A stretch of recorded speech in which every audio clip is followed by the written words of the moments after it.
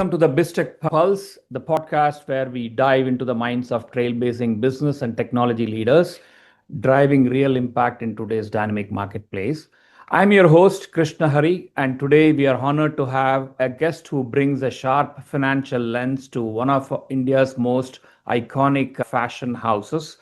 Please join me in welcoming Tarun Pathria, Chief Financial Officer at House of Anita Dongre. Tarun is a seasoned financial leader whose career spans over 2 decades across diverse consumer sectors, including beauty, wellness, and now fashion. In his current role, he is helping steer the financial and strategic vision of the House of Anita Dongre, home to acclaimed brands like A&D, Global Desi, Grassroot, and the flagship Anita Dongre label.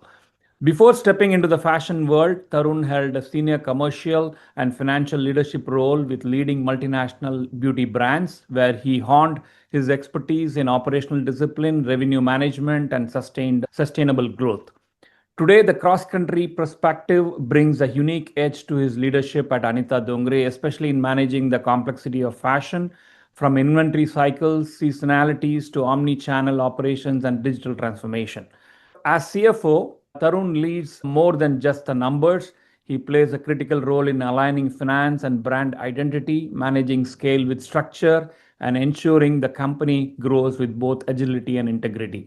His approach combined analytical rigor with strategic foresight, a balance that's essential in a creative, fast paced business like fashion.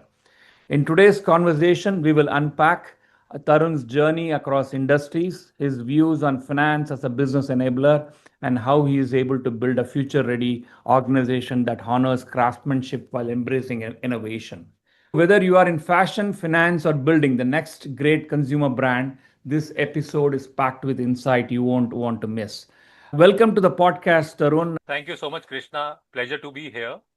I don't think there is much left for me to introduce. You've done a stellar job at it. I can't really add anything else. But again, what you're doing as a podcast is great. I've seen some of your other shows. It's great to really bring people from the industry sharing their experiences. If somebody can benefit from that, I think we'll be more than happy to have more of these conversations. Thank you, Tarun. What I have seen in the past when people listen to this podcast, they get connected, inspired, they get new ideas, or they get some tips in terms of new books or new areas where they can explore and be beneficial. That's the whole goal of this. Also, I like to meet new people in this whole process. Everybody has strength in their own way, and we are trying to bring those strengths to the common audience. How did your earlier hands-on experience, like working on shop floors and weigh bridges, shape your leadership and approach as a CFO today? In my view, as CFOs or business partners, what we are doing essentially is running a business, right? So with every business, finance is just a function, but there's a whole business and there's a story to it. When I worked at these initial experiences, where I was worked at ports during my time with Tata, later on to handle a couple of brands at the shop floor, really understand how things work. It shaped my perspective and make me very operationally grounded, right? It helped me understand what really goes out in operation because numbers just tell you the final result of the story. I find it very interesting of the whole business piece because everything comes together to deliver the numbers that we're looking at. There's a lot of business story to it. There's a motivation to it. The people actually working on the ground, making things happen, right? The other thing that it does is when you really do the groundwork and you have experienced that, you're really able to visualize, empathize with the problem that the business group or owner is trying to explain. Otherwise, there's always a discussion, okay, this team didn't do that, team didn't do that. It helps you really connect the dots and understand the root cause of the problem. One is you can give solutions which are more comprehensive, get to the root cause and give more sustainable solutions.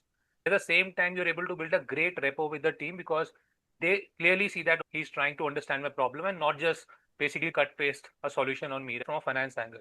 You become a true business partner in that sense. That is the biggest advantage I have seen. The other one is once you do something like that, whenever you are having a hard day, you think about it and nothing seems daunting enough, right? You just be thankful of sitting in a nice office versus you were doing the tough job when you started. Nothing really seems hard, and you have a great respect for people who do that, right? You have great respect for operations guys.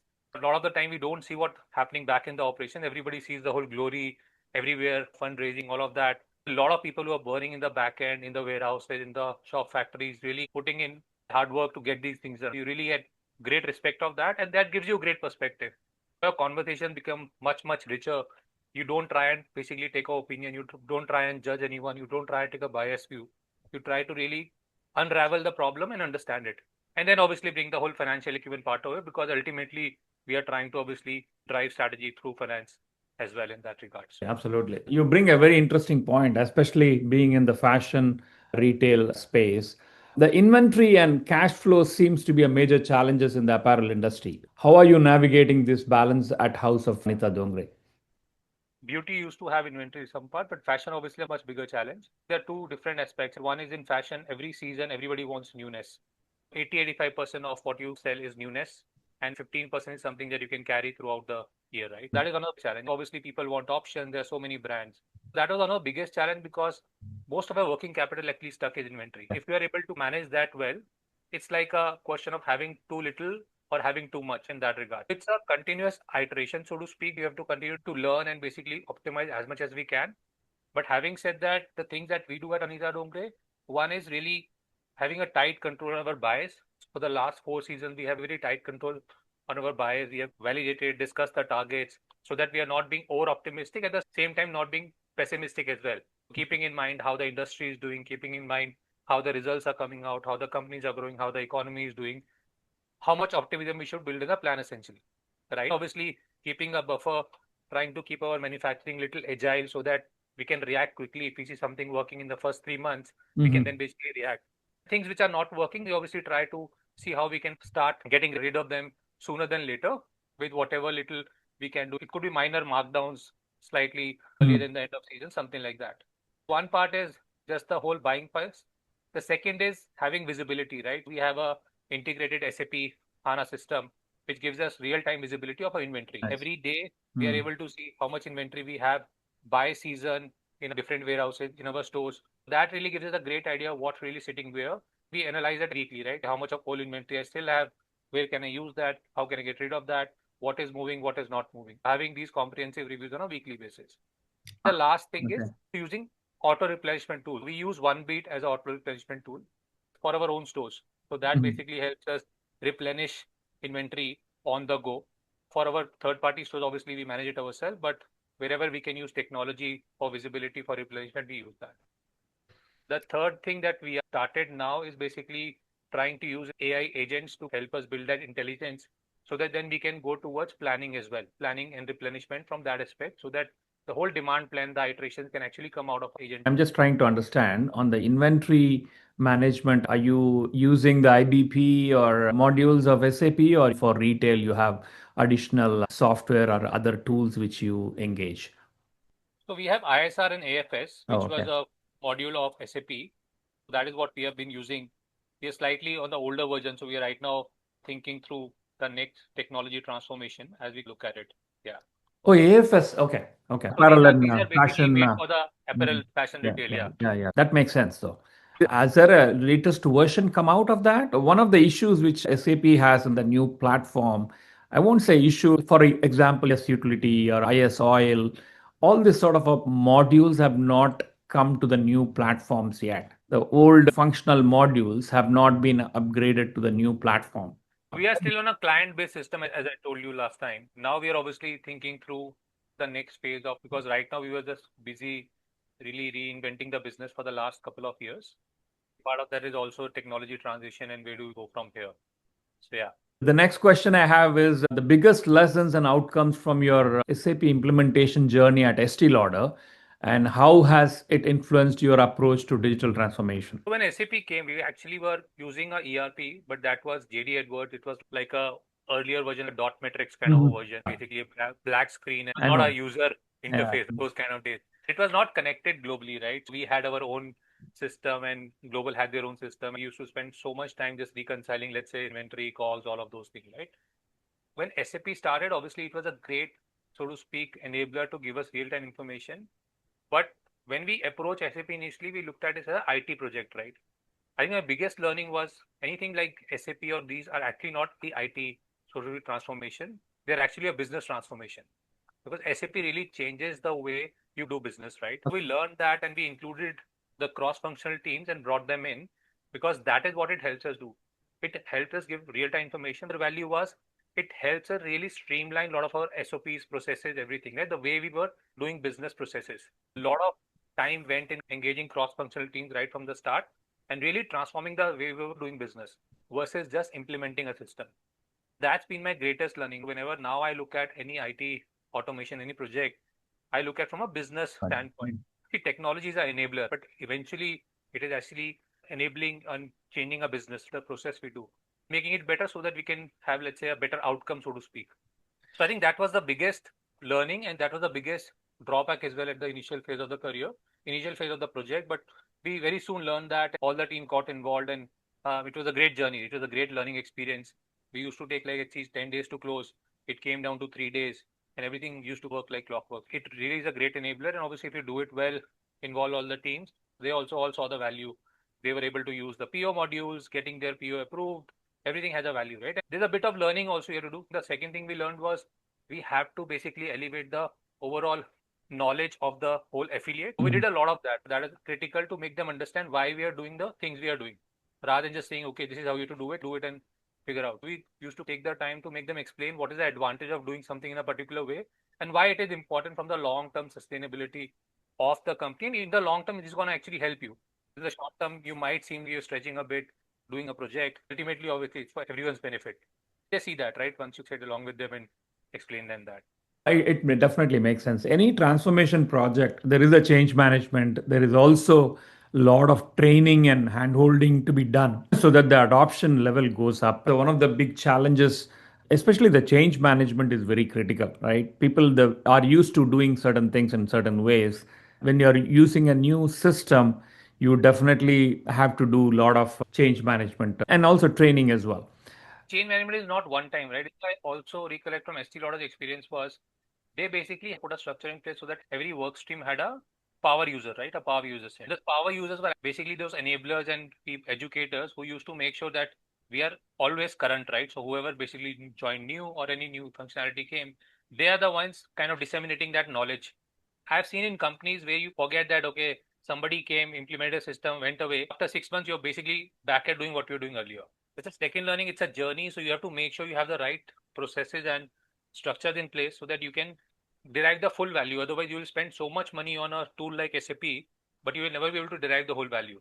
The management might come back and ask you, okay, guys, we are still doing things that we were doing 3 years back. Why did we invest in a tool like that? So that also is very integral part for everyone to understand at the top level that this will require an ongoing structure of power users, getting them trained and them training the people so that we are able to make sure that we are able to utilize it to the fullest. You nailed it. The other one is I know you mentioned about the agentic AI to improve financial visibility and automation.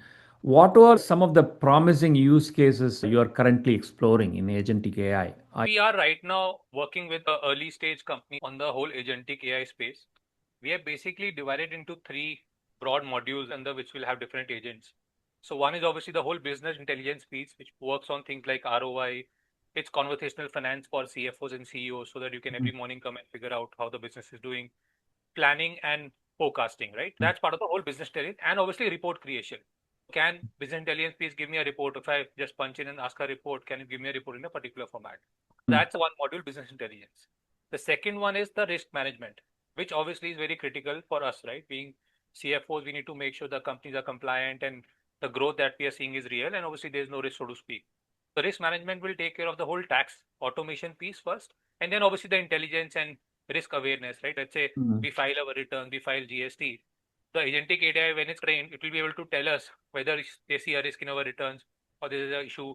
These days, we are getting a lot of automated notices in Correct. India, at least, right? I was attending a conference earlier. Government is actually 10 steps ahead of us in adoption of AI in India. They are anyway sending notices for small things as well. But if they deploy the same tools, then at least it can flag off initially itself that, guys, you can avoid getting these tools, getting these notices. Obviously, there will be some notices that will get which we have to reply to, but at least that intelligence piece has to come in. So risk management will take care of your taxation, regulatory, all those, even things like fraud detection, right? If there's a chance of fraud, so be able to fill that out. The third module will be the operational efficiency, which is we are looking in the areas of contract management. We are looking in terms of AP, AR agents to reconcile, to basically automate all of that. Obviously, workflow effectiveness. So these are the three broad modules that we are right now working on. We already have started testing the whole conversational finance and having, obviously this is a learning curve. So we are trying it out because now it has our data. We can put in stuff and see what kind of comes out. So we are in the training phase. And the GST piece is what we are working on. This is obviously the future. It's like our new Excel, so to speak, right? When Excel came, obviously people moved from normal books to Excel, and then Excel became like the second nature. Right? People were able to do bigger and better things with Excel. So Agentic AI is that kind of a thing, right? So we are obviously looking at leveraging it to the best of what we can. Are you using Gen AI or what sort of a platform are you guys currently using? For example, when you say agentic AI, right? There used to be a LLM or a Yes, backend engine which you have to feed all your data or train a model and stuff like that. correct. Someone would have done that and given it to you, right? So the other company is actually building that out. They are creating a data cloud Okay. where obviously they are backend, let's say a retail module or the intelligent piece. That is what essentially right now we end up training that module. Obviously they deploy it and then we kind of correct. They're helping with the whole process. I think there are a couple of modules. I don't remember exactly the names, but I think they are obviously using those NLPs, so to speak, to first integrate to the data lake and then obviously churn out and train the system. They will obviously deploy it to us and help us manage it as we go along. Sure. I'll be able to help you on the APAR and the treasury as well as RAR, record to report, the areas where there are some platforms which are quite well ahead in the industry itself. They have been vetted by IDC, Gartner, and those sort of stuff as a leadership quadrant on all this sort of a product. It's not only automating, you can fully automate the whole process, and 95% your agents will be able to free up their time and do more strategic or move to other areas. So that's the level in which we are talking. Agentic AI is a very broad term, right?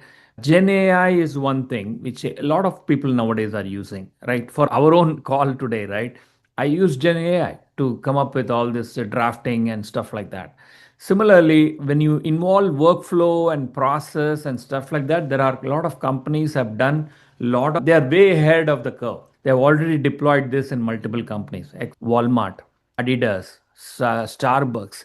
They all have all these agentic AI use cases and deployed this, looking at various other use cases where they can deploy it more, right? So, So that is what is happening in the marketplace. Anyway, I will share that in the later part of the call. we are still quite early in our journey, but yeah, Sure. exciting nevertheless. Happy to get any inputs whatsoever. Having worked across both the beauty and fashion industry, what unique operational or planning insight have you carried over from one to the other? I'll first talk about the difference, right? The biggest difference is again, fashion is ever changing. 80% seasonal, 20% probably is something that can carry out. Beauty, on the other way, as on today, at least 80% is something that sells throughout, and there's only 15-20% collection. Beauty has a whole angle of expiry date, so to speak. There's a shelf Oh, life too. Obviously, there's a lot more regulation to beauty because you cannot apply it on your skin. That is tougher versus the fashion. Fashion inventory management, I have found it a lot more difficult, especially when you are selling in online. Fashion has a lot more returns. Beauty is actually a non-returnable category, so you only get 5% returns. So these are some of the differences. mm, Fashion, obviously, inventory management becomes obsolete after a season, so to speak. So the correct. shelf life technically Mm. is very low. You can still wear it, but from a demand standpoint, it becomes obsolete. I think the biggest similarity or something that I've carried from there is the whole concept around looking at a unit economics, understanding what kind of SKU is working for you, and really then be able to act on that to make sure that you are able to capitalize on those. That's similar there as well. There we have core SKUs. Here, obviously, we have things that do well during the season. So that level of depth and analysis is for us to understand what's working and really trying to double down on that. Whatever is not working, you obviously try to create a structure around it and basically put that in place and execute that. Those are a couple of differences. Those are some of the learning that I've been able to take from one to other as well. The challenge in beauty also is sometimes the number of SKUs have been humongous. We did a few whole SKU rationalization exercise when I was working in a prior company. That was again one of the bigger challenges there. I brought here to understand the right merchandising mix and everything. Obviously, the definitions, the language is different, but essentially, from a process standpoint, from a solution problem standpoint, we're trying to do the same thing. On the fashion side, again, I think the sourcing or the creative side of that whole equation is totally different. As you said, the dress designs move faster, even the pricing strategy for it could be a little Yeah. bit different than. Beauty again is benefit led, right? People are selling a benefit. Obviously, makeup is still fashionable, so makeup and fashion have more similarity. But skincare, for example, is more benefit oriented, right? You are doing Okay. ingredients, all of that. I can't say fashion doesn't have any benefit. It has benefits. Obviously, that's why it's part of our life, ingrained in the whole culture. It's basically linked to the identity of each and every one of us.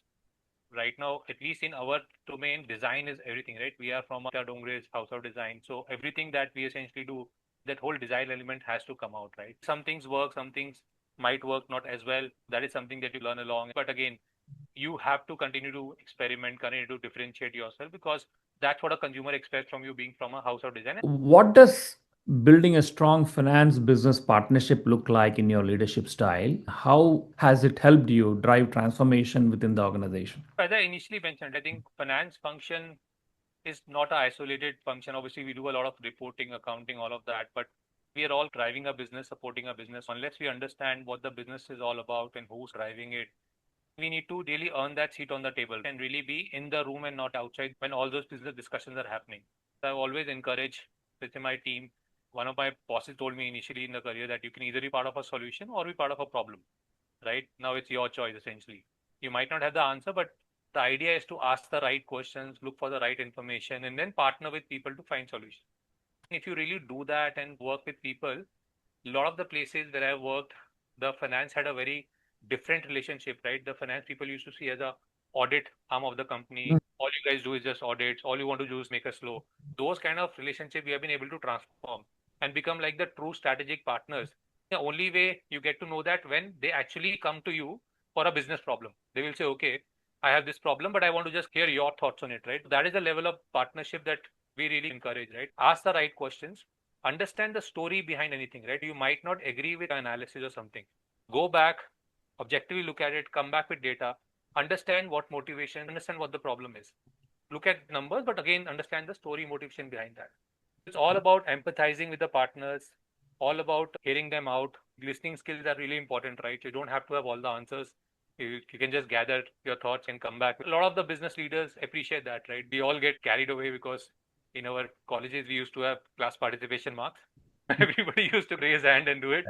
The sooner we forget that, the better it is in a corporate setup. So I encourage my teams to not just sit on business on email, especially the financial reporting analysis team. They have to get up from their desk, go talk to the business owner, build that relationship.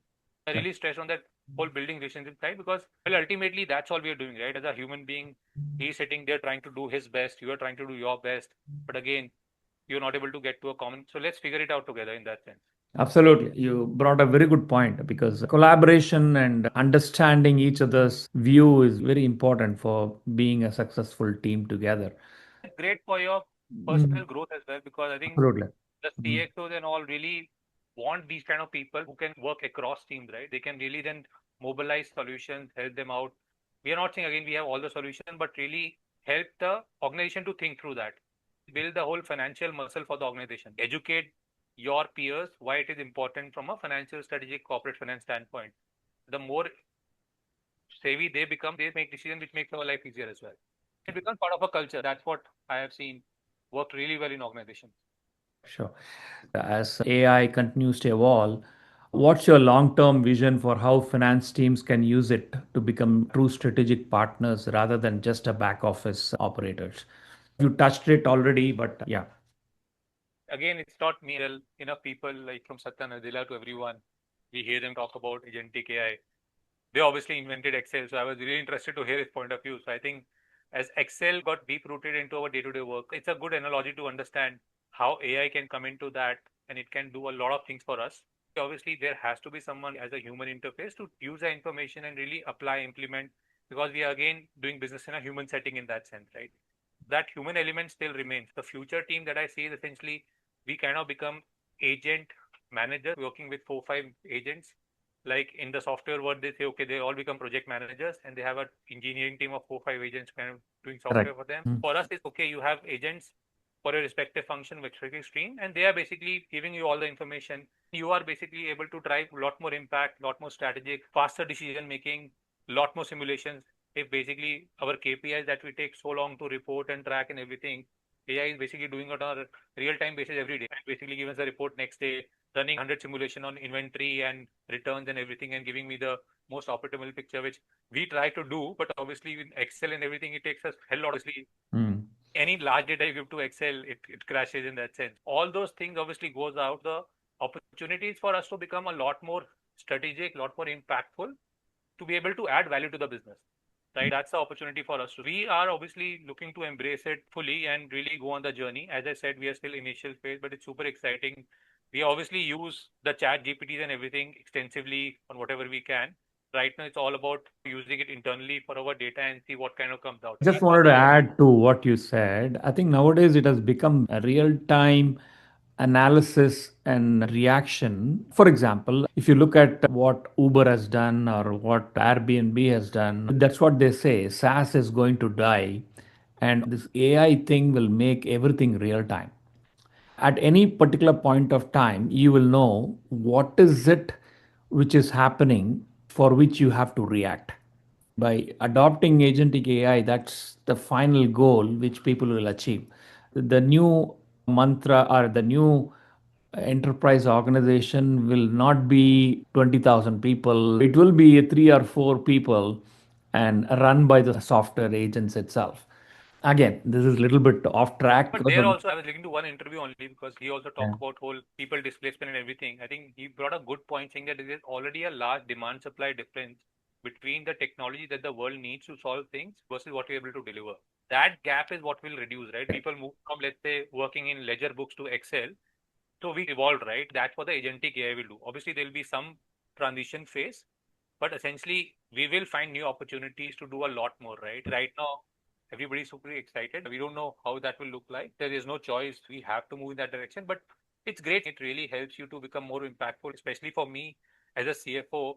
A lot of the time, I don't have to go to my team for a lot of things, even to advisors, right? If I'm just having an initial conversation, I can just get a lot of information from AI structured manner. Then I validate whatever I need to validate and have a conversation. If something is legal, regulatory, we go back and check with our respective sources. At least you're all set for your initial conversation. I know if you have read any business books which has made a huge impact, or even a podcast you listened which had a huge impact, you can share those things with the audience. Two books which I really like. They are actually not business books. I started reading a lot of non-fiction. I've read business books. So one of my earlier bosses asked me to read this book, What Your CEO Wants You to Know. I know somebody else also pointed that out in your earlier podcast. It's a great book. It's a very small book, but it really talks about great business acumen. Okay. But the initial part of my journey, the two books that I really like now and try to go back and reread it. One is the Almanac of Now. A lot of conventional wisdom that I can relate to there. It really helps. The other one is Atomic Habits, right? Atomic Habit is personal and also to obviously build the right habits for my daughter from initial age. Habits is something that really makes or break you in the long run. Even though I have all the determination, motivation to do something like eat right and become healthier and all of that, if I don't have the habit, like right now, I'm not being successful at that goal. I'm trying hard, but I think it's the habit. So again, Atomic Habits by James Clear and Almanac of Naval Ravikant. A lot of wisdom and very contemporary, conventional wisdom that you can apply day-to-day work. Awesome. I've read both these books. You're absolutely right. Atomic Habits from James Clear has changed many lives, even for me, especially tips like how do you get into habit of reading every day, half an hour, going for a run. Once it gets into a muscle memory, if you have discipline to do certain things into a certain time, automatically things improve. Even one change every day, it's huge. There is another book now that you have said these two. I think Outlive. Outlier is from Malcolm Gladwell. Ah, ah. There is a book called Outlive. This is basically from one of the Dr. Atia. I think he has written this. Peter Attia. I have that book. Yeah. I used to listen to his podcast as well. I've read half the book. It's outlived. There was one phase when I was running my own company. I was more into health and all these podcasts. I used to listen to a lot. I would rate it something equal to James Clear, Atomic Habits. Outlive is more of health. How do you bring discipline in your eating habits and as well as your health and exercise and stuff like that? So when you talked about building the right habit, reading habit, right now, what I'm doing with my daughter is I've given her like 4 things that she has to do every day. There's a certain incentive attached to that. But I think that's the only thing that makes people move, right? Basically, she has to do some exercise. She has to read a couple of pages for encyclopedia, which I've bought her. She has to do a couple of pages of writing, and then she has to practice her singing for like 10 minutes. So I just tell her that all I want from you is just do these 4 things every day, whether you like it or not, right? In the long run, you're going to be Very happy and you'll thank me one day. That's the whole point, right? Building habit. I don't push her a lot. I say, okay, just do it for 5-10 minutes. Just Correct. showing up every day, whether you like it or not. In So, today's world of distraction, it's very important that you take out that time and do it. Obviously, we don't know how things will evolve in the next 10 years or so. Things are moving so fast. The whole Moore's law is on full spin, so to speak. I think this has been a great podcast because we covered your professional experiences. You covered about digital transformation. We also talked about the agentic AI. And finally, we also talked about some good books. Any closing remarks for the audience, Tarun? At least for me, I think what has really worked in my career is to think through frameworks and being part of a solution, as I rightly said. As long as I think you are ready to do that and empathize and be the business partner, doesn't matter what function, what technology, whatever you do, you have to keep learning new things, right? Those are a few things that have really helped me in my career to be the right strategic business partner. I've always have some other cross-functional project along with my day-to-day responsibility because that's how you drive visibility, change, all of that. I've also seen a lot of people who have great technical knowledge sometimes not being able to do so well because they have not been able to really build that partnership along with the other person. So I think that's one of the Absolutely. biggest advantages of doing that. You said it very well. I think in terms of to be a successful career executive, we keep learning every day at the same time, collaborate and do the right thing in terms of motivating the team or bringing things together so that the business succeeds. To our listeners, if you have enjoyed today's episode, don't forget to subscribe, rate, and review the Business Pulse podcast on your favorite platform. Every bit of feedback helps us bring you more conversation that matters. You can also follow us in LinkedIn, Spotify, and Apple platform for updates. We would love to hear from you. Drop us a comment or connect with us online. Thank you again for tuning in. Stay cool, stay innovative, and we will see you next time in our BizTech Pulse podcast.